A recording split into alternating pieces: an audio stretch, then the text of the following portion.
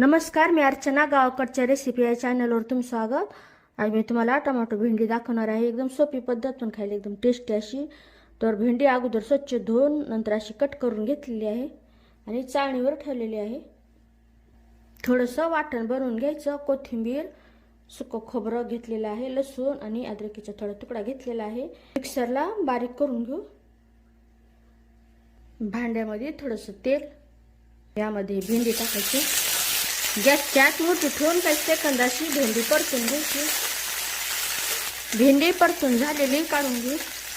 तेल टाकायचं. इथं कांदा किसून घेतलेला त्याला परतून घ्यायचं. गॅसची आच गरजेनुसार कमी जास्त करायची. कांदा व्यवस्थित असा परतून घ्यायचा.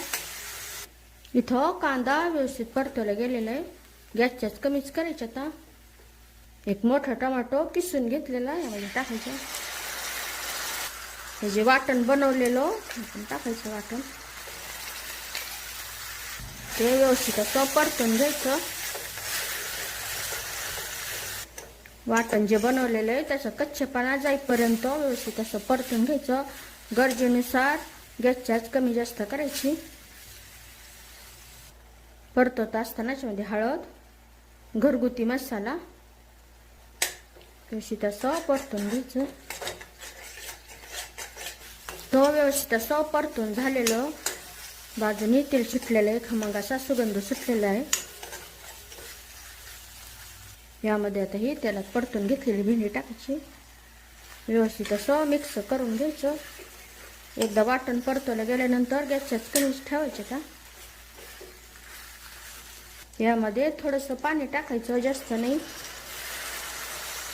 पाणी टाकल्यानंतर व्यवस्थित मिक्स करून घ्यायचं.